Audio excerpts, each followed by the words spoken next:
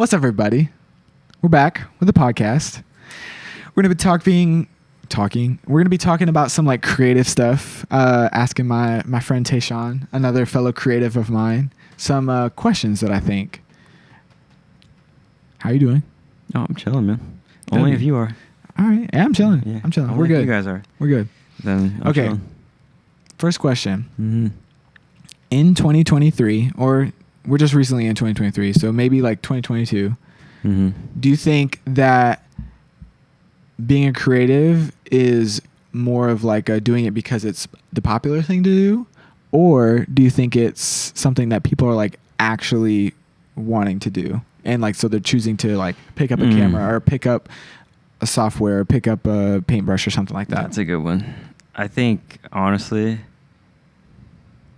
okay, I don't think there's anything wrong with being inspired by others. I think as a creator, like your goal is to inspire other people, and then like it's great to use other people, like what other people do as like motivation, as inspiration. But I do think a lot of people that are going in the route of like being a creative is because like because they see other people doing it, and it's like they know it's not like or at least they think from the outside that it's not like a super stressful job, and it's something that anyone can learn.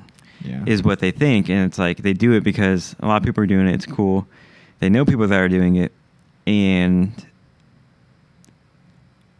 it doesn't always result in something good, or like because I mean, being a creative is like being creative isn't knowing how to do things. It's your eye. That's good. It's your eye. So I would like the coolest thing about being a creative is you can give literally 50 people the same picture. You can give 50 people the same picture and have them all edit it, and you will get 50 different looking pictures back, because everyone has a different style. Everyone has a different look, a different creative eye. Same picture, you can give to 50 people, you get 50 different pictures back. And that's the beautiful thing about being creative, is that like you're always going to get a different look from every single person. It's not always going to be a good one, but the good thing is that like, everyone has like, it's a preference thing. Like people are going to prefer different styles. I could post something and make graphics, and edit pictures certain ways that people don't like it, that other people would. And same thing for anybody else. So I think, but I don't think that anyone can succeed as being a creative, because it's not just knowing, like anyone can learn the basics, like the how-tos, but it's about your eye and your vision for things that set you apart from other creatives. That's good. Yeah.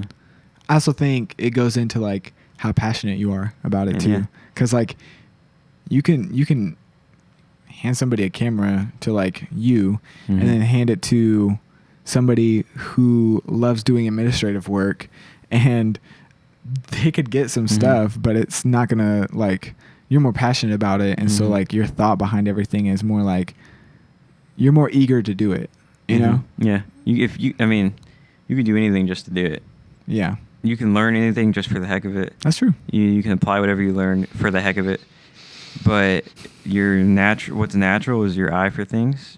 Your style can change 100%, and things can change, things get better. But what makes a photographer a good photographer is their eye. What makes a graphic designer a good graphic designer is their vision, their eye for things. What makes a videographer a great videographer is their look, their eye for things, because that is what dictates what they capture. Yeah. What they capture through a lens is based off of their eye and what they see before they even start shooting. Definitely. You know? Definitely. Okay. I saw this post that Creative Church posted, and it was like reasons why church creatives are leaving the church. Why do you what do you think some of those reasons were? Reasons why creatives would leave the church. I mean, in any situation, like That's a tough one. Why do I think creatives could leave the church? I think when you are like the only one that, when your like job as a creative, I'm trying to think how to word this. When you control like what you capture, what, you know, everything looks like, how you edit everything, you know, how you design your graphics, how you take your pictures, all that, and you have that freedom of to be in charge of yourself, it's a little bit more like you actually get to be creative. In any situation that someone has authority, or multiple people have authority over you and what you do, and not always, but it can lead to you not being able to actually be as creative as you could be. It kind of just puts a limit on your ceiling. Yeah. And it limits, you know, it's almost like limits what you can do, because it could take like you taking charge of something away. It's almost like you're limiting like the creative potential. Because like I saw this thing the other day. It was like wasted creative energy is like, it just like turns rotten. And so like, and then when you go to like create something else, it's not good because you haven't like it's just different. And so like your passion starts to like die down and other things. I'm trying to find this post real quick. Here we go. It says, why are creatives leaving their church jobs? And I'll put this in the video, but it said like, so the number one reason that this guy put is money. That's also true. It's a big one. Being a creative, especially in the church world, I feel like it's a whole nother animal than just to being a creative, like outside, doing something else. 100%. Because there's always something that needs to be done creatively. Yeah. Regardless of what happens. Yeah. And so they're spending all this time on this one thing, or on all these things, and they're working like way over their hours. Because that's usually like, if you ask a creative at a church, they're most likely working over their hours that they're getting paid, unless they're hourly. Right. But no, I 100% agree with that. Yeah. Lots of reasons why. Lots of potential reasons. Number 2 is respect. They feel like no one understood what they did for the church. Yeah, that's 100%. If you're not a creative, if you're a creative in a church, like, you more than likely, like, you work with a lot of different people that are not creatives. And so anyone who's not a creative, like, they already don't 100% understand, like, what comes with being creative, and like how much effort actually goes into something. You could show somebody something, and even with like it's okay to not know. Even with like, if you show your parents something, they might not understand. Like, man, like, you got to do this to get this to look like that. You got to do this to do that, and you did it. You know what I mean? So it's like, not everyone will understand. You had to have 3 years of experience to be able to do this one thing. Or you put like hours and hours and hours into a certain project, or into learning a certain thing for a certain project, and who's going to know that other than the people that you might tell? The few people that you might tell, other people aren't going to know that. And you know, there's every now and then you'll get like positive feedback, you'll get like words of affirmation and whatnot, like, like, this is so good, this is well done. But not every time you do, and that's okay. But it's like, there's a lot of times where like your work goes unnoticed because it's just the normal, and it's just what's expected. So it's hard to truly like get that recognition that you deserve. I agree. Yeah. And we kind of touched on this a little bit earlier, but number 3 is that what they put is overworked, especially during your Christmas, your Easter, and honestly, even summer. because like you got all the camps and any like activities that like kids ministry does or anything crazy that is done in the summer. Yeah, definitely. I mean, like as a creative, there's certain seasons. Obviously, there's certain seasons where work is like a lot more. Mm-hmm. But even all year round, like there's times where like depending on what you're doing and what season your church is in specifically, like there can be a like huge load of work, and depending on who's on your staff, like how many is on your staff, all the different things that go into it, like one person could have a much heavier workload than what they should, and everything that you do in a church for the most part is there's a time crunch, like there's a deadline. There's times where they need to get done, there's requests, and so it's just there's always probably something every Sunday, right?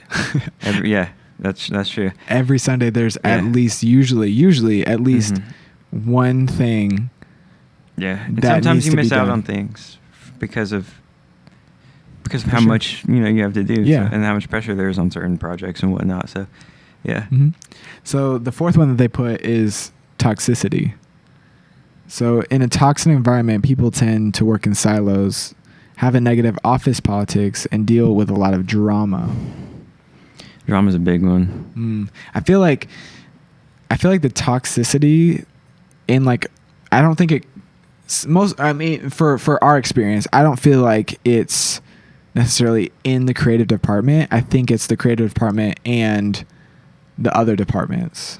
I think that's where the toxicity happens, because kind of like what you were saying earlier, not everybody understands all the work that goes behind the work that we do. And then it turns into, oh, well, you can just make this video real quick. And it's like, real quick. Yeah.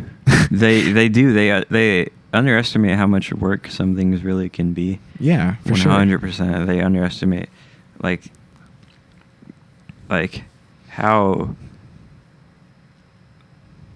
I guess it's because, I mean, what they do, it's hard to compare what they do to like video terms or like creative terms, because you know what I mean? So it's just, again, like I said, the understanding of a creative and like the work that they do gets overlooked, but it's like they also underestimate like how much work something can really be. Yeah.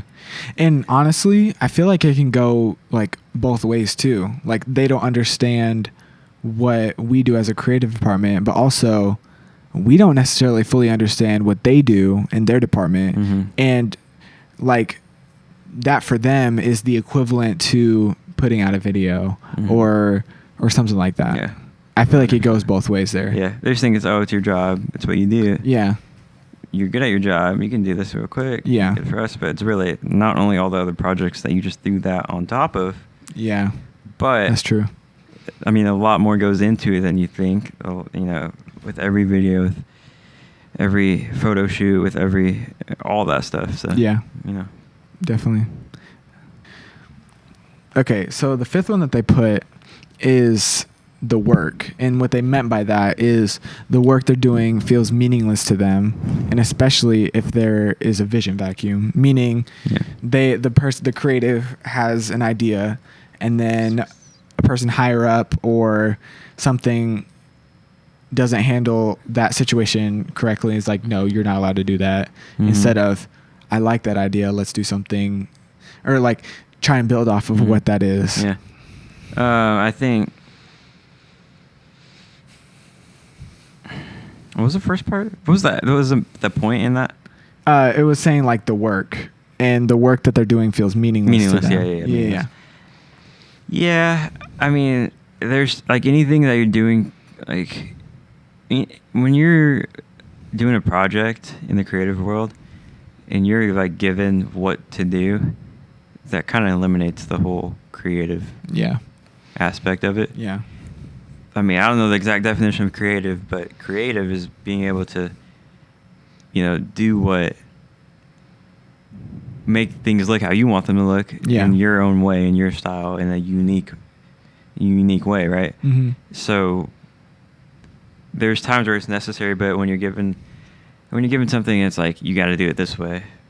It needs to be done like this. It needs to look like this, sound like this song, or they need to be taken this way, this and that. It just eliminates your ability to be creative and take it in your own hands. Yeah. So anytime that you vision vacuum, you suck out the vision part of it or the creative part of it, it pretty much eliminates your being whole a role, creative, your whole time. Yeah. It just takes away that creative out of you that you're hired on to bring to the table. So yeah, that's true. So what does being a creative mean to you? It's deep. Being a creative to me, it's tough to think about right away.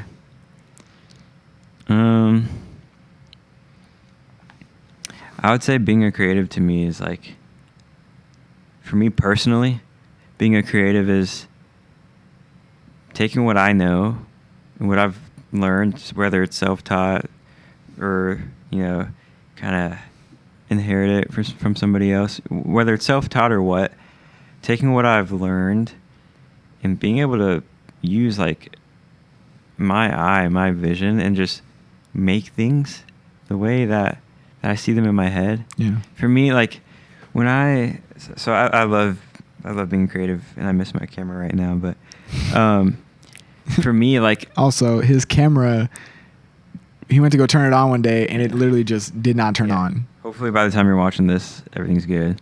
At some point soon, though, it will be anyways. So don't worry about me. I'll be fine. But famous last words. But for me, like, when I take photos or make like short videos or whatever kind of videos, anything like that, graphics, anything, I envision something in my head. And I don't know if I know the creative process is different for everybody. I know there's obviously a vision for everybody, but for me, I think about something, and let's say it's a video, just to be specific. Let's say it's a video. I will see something, or I just think of it on my own, whatever it may be, whatever gets me to start thinking about it. I envision something in my head, and I usually think of like an audio or a song or whatever it may be. Yeah. Right? Immediately, whatever I had in my head, no matter what it was, I try my best to immediately get to it as quick as I can and just get it done. Yeah. And whatever I envision. And what I loved about my work ethic before was that, like, especially with like short films, stuff like that, when I had an idea, I did it. I would get these ideas and I'd be like, that's really cool. I did it. But that's the cool thing about being creative. It's like when you have your own control, it's literally your eye, and then the rest is just the how-tos. Yeah. But that's really the first step in being creative. It's like knowing how to do things, knowing the basics, but then what you do with it. And so for me, it's like I find so much like pleasure in being able to envision something and then create it. Yeah. In my own way. So for me, being creative is just being able to literally create in my own unique style, in my own way. Yeah. Without, with motivation from others, with inspiration from others, but not with demanding and or you have to do this or limiting my creativeness. Yeah. More on the here, have your creative freedom. Take it, do it yourself. And if I get to do it myself from the beginning and it's my own project that I came up with, and I get to go kill it, do whatever the heck I want to do, that's even better. Oh, for sure. But when you're given a project, it's like take lead, or get with this person and combine your creative mind and just do what you were hired to do. That's that, having that freedom. I mean, anyone, when you earn that respect, you deserve to be able to do what you're good at doing. Yeah. Definitely. So how long have you been a creative, or like when did you consider yourself like taking creative, like rewind? How long have you like considered like or been taking photography, videography, whatever you do seriously? Mm-hmm. Yeah. So I started in 2019, but I truly started, I would say, in 2019. Did I say that twice? Yeah, you said that twice. I started in 2018, but I truly started, I would say, in 2019. Okay. That's when I started taking pictures, and that's what it started with, was photography.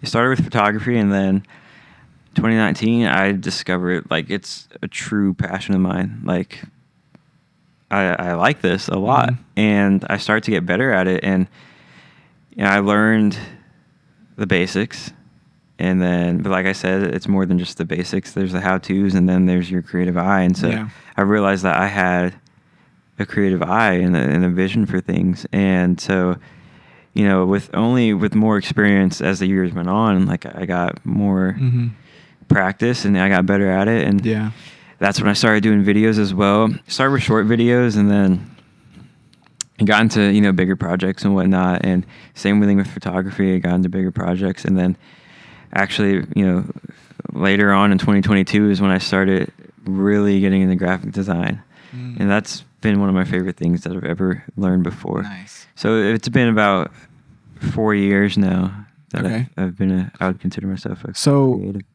If you were to now, sitting in like where you are creatively now, what would you say to yourself when you first started, to like either help encourage or to help like anything? Like, what would be the words of encouragement or whatever you would say to your younger creative self? That's a good one. Let me think about that for a second.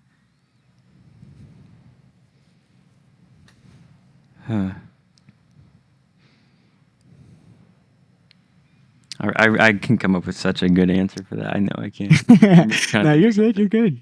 What I said to my younger self when I was starting creative.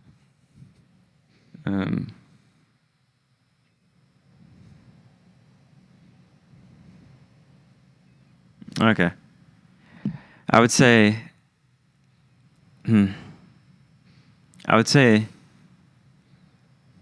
Oh, dang it! No, it's not what I want to say. I'm sorry. It's okay.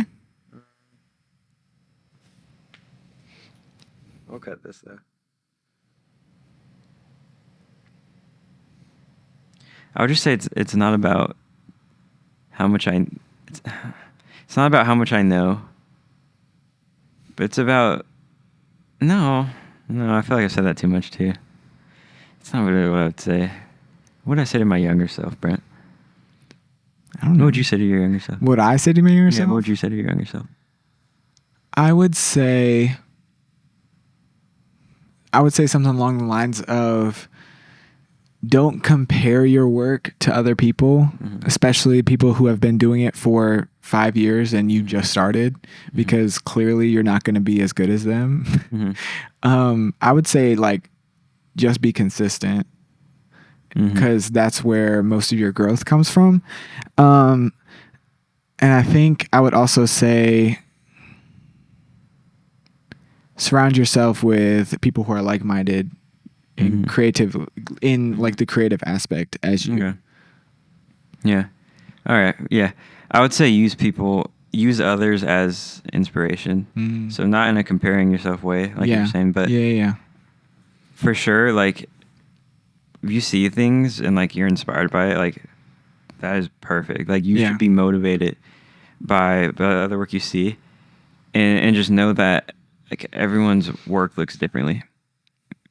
Everyone can, like I said, everyone can edit the same picture. It's all gonna look different. Like, that's the good thing about being creative, is like, it's just like you're in control. I like that. I would say that to my 2019-year-old self.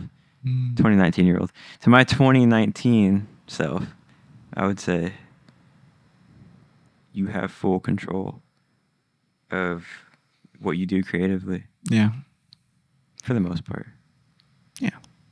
What would you say to someone who is possibly like just starting out and they're kind of like struggling, or not necessarily struggling, but like just someone who's just starting out?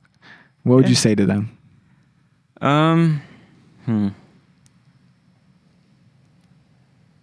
there's always room to improve. I mean,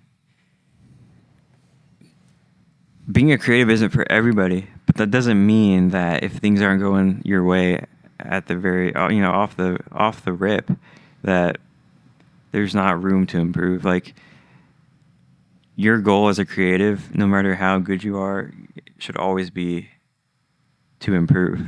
Yeah.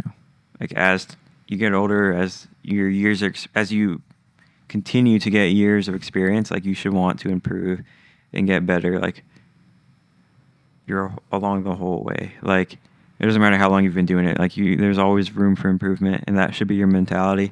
I mean, when you're first starting and you're struggling, I think it's important to know, like, what you can do for what you have. Not everyone's, like you said, going to have, like, if you've been doing it for 5-6 years, like, you're going to have more than someone who's just starting out. But yeah, you're fully capable of doing, like, great things with whatever you have. And I think it's just about knowing your own ceiling, like, knowing your potential and what you can do. It's all in your head. Yeah. It's everything that you can do. It comes from your head. It comes from your imagination, your brain.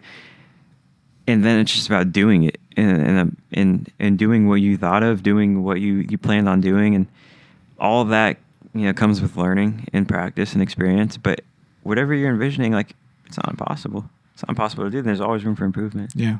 That's good.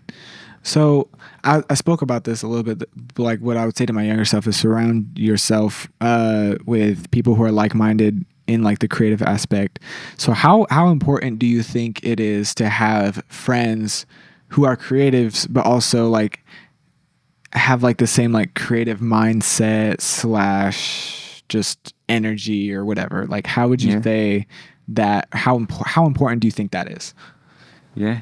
I think you should always be surrounded by people you want to learn from. I think it's a good thing to, you don't want to be the smartest person in your group. You want to be surrounded by people who you can go to for questions and learn more. Yeah. And you want to be surrounded by people that motivate you.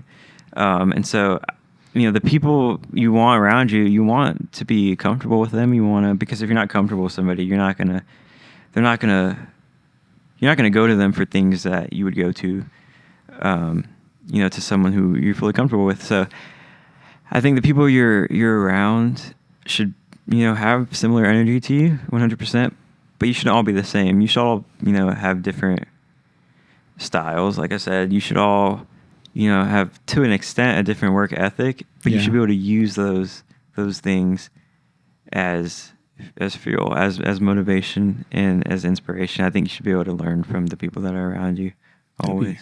W for real. Yeah. Do you have any questions for me? I can think of one. I can think of a couple.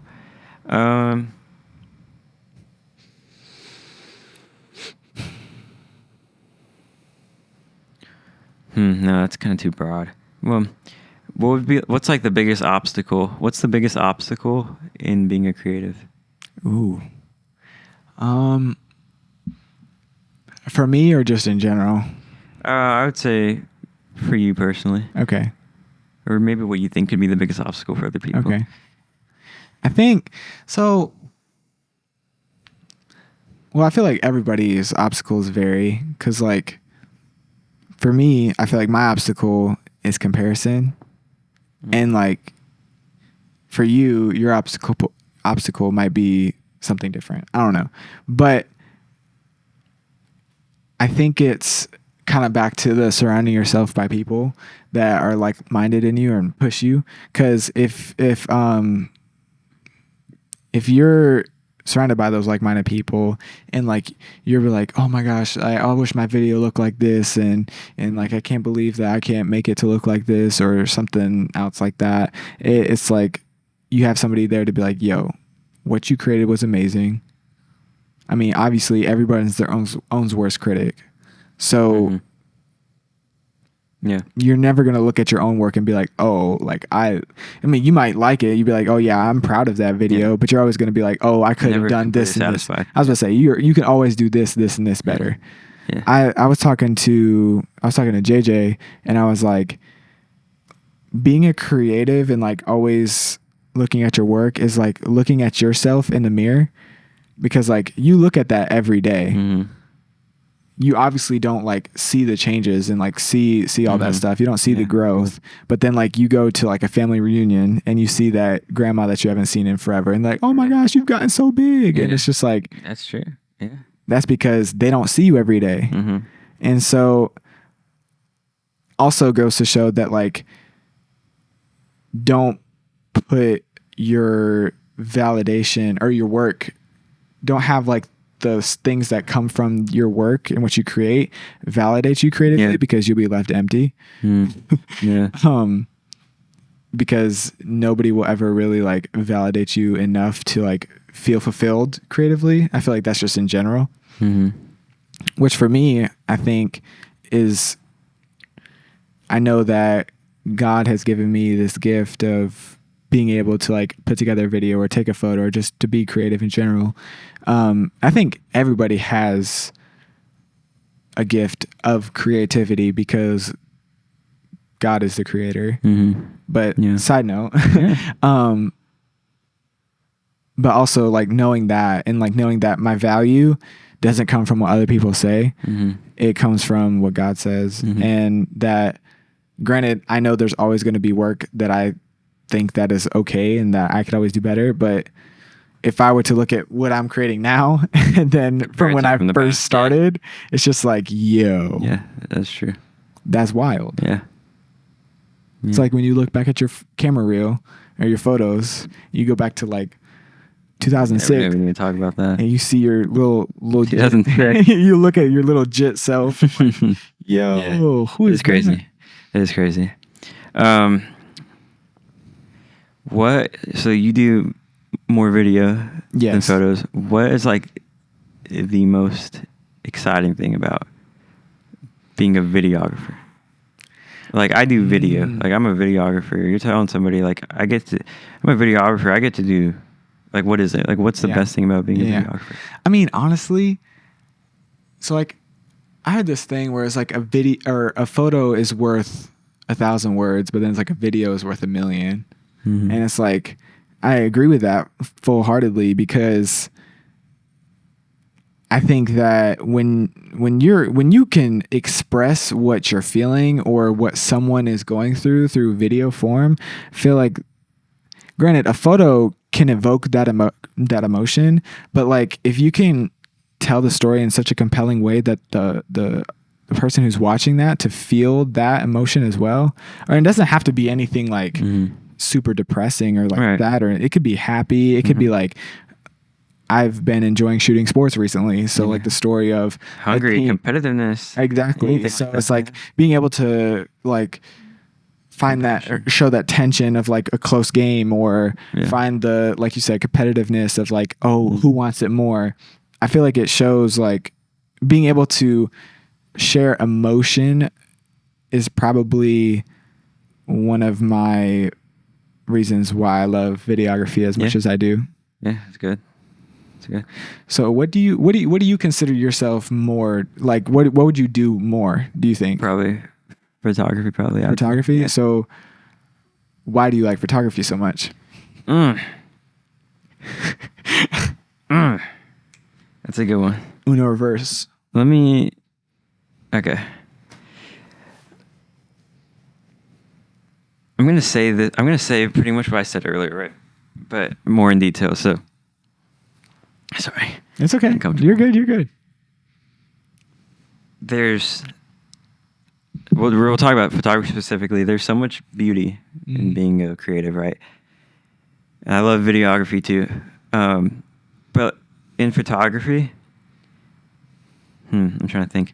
In photography, like I said earlier, you can have 20 people go to a football game, let's say, and they all are required to get one picture of one specific player. Let's say it's Tom Brady, right? You get 20 pictures of Tom Brady. I would take one of those, right? Mine's going to look different than the 19 other pictures of Tom Brady. I'm going to take it differently. I'm going to take it on whatever lens. I'm going to edit it in a certain way. It's going to look a certain way, right? What I do with the picture after, I enjoy more than actually taking it. You know what I mean? Yeah. At the moment. Yeah. There's so much like you can capture in a picture, but the best part about it to me is like how unique your photos can look compared to other people's photos, because it's like a photo lasts forever too. You know what I mean? It's like it's a picture. Yeah. Like it could be any type of picture, but photo lasts forever. So I just think it's cool that like you can I see other pictures and it inspires me. It's like I can take a picture and do that same thing for other people. You know what I mean? Yeah. And so same with video. It's just I just like taking pictures. I mean, yeah, that's good. It's cool. I like that. It's cool. I like having my own style. I like being able to edit things certain ways. And Definitely. I like to do things with the pictures too. So for sure. Yeah. For sure. So how important is it, do you think, to be well-rounded as a creative? Do you think that being really, really, really, really good at one thing is the better option, or being good at a lot of things the better of the options? In any sense, it doesn't even matter, like in your job or in real life or whatever. Like, what do you think? It's more of an opinion, huh? I mean, yeah. Is there a wrong answer? No wrong answer. Okay. I would say, I think being well-rounded in any aspect of life is really good. It's just good to know a lot of things. Yeah. However, I think, to specialize in a small handful of things specifically is good, because it's good to do a variety of things. I think it's good to have, you mentioned consistency earlier. Yeah. I think it's good to have a consistent look in something that you consistently shoot, photos, videos, maybe graphics, like creating. Like something consistent, a consistent look. And I think it's cool to have your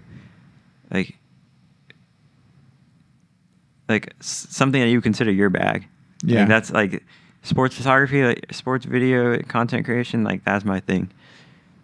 What else? Wedding photography, that's my thing. Concert photography, that's my thing. Like I think it's cool to be like, that's my thing. I specialize it because you get to put more time into it. Mm-hmm. And more dedication into it, and so you learn more about it, you become more experienced with it, and rather than putting a lot of your time, nothing wrong with being well-rounded, and you could still be well-rounded with having like a specialty, right? For sure. I think it's cool to have a small handful of things that you specialize in, because you get to put the time into being a better creator in that aspect. Okay. So I would say just a few things, or maybe one thing. So let's funnel this down a little bit more. Let's go sports, just because that's what I'm doing right now. Do you think that it's good, kind of like around the well-roundedness, do you think it's good to have good photos, good videos, good graphics in sports, or just really, really good video and then kind of mid photos, mid graphics? Or I think in that sense, I think it's good to be well-rounded. And if you're a content creator, and let's, sports, for example, football, to get real specific, you're doing football, the more that you do with football, the more traction you're going to get, and the more people are going to be interested. But not only that, but that's true. The more you're going to learn, the more experience you're going to have in a specific thing. And you're still doing just football, right? Or just sports. But when, you go from doing just pictures to doing videos, though, they're doing videos too. This video's sick. I don't share pictures too often, but I'm definitely going to share this video. Oh, they're doing graphics now. This is nice. This graphic looks sick. I'm going to share this. I'm going to repost this on my, you know what I mean? It's not all about the engagement, but it's also about what you get to learn, and you're putting your time into other things and learning more and becoming more experienced with things. And so I think it's awesome I think it's sick if you're doing multiple different things within one category. Yeah, for sure. You know what I mean? For sure. Yeah. That's a W. Do you have another question for me, or? I'm trying to see, what time is it? I think it's around 8. 8:17. Yeah, I think it's pretty good though. All right. For the next time though. Yeah. All right. That about wraps up being a creative in the church, being a creative in general. Being a creative, being a Christian creative. Christian creative. My camera just died. Oh, well. Well, the front camera just died, but the side angle camera is still working. But So happy for you guys to be able to be a part of this. Sorry. No, it's okay. No, you're good. Yeah, it was cool. Thank you, Tayshawn, for joining. Thank you, sir. And thank you for all your great answers. Mm-hmm. See you guys on the next episode. See you then. Peace.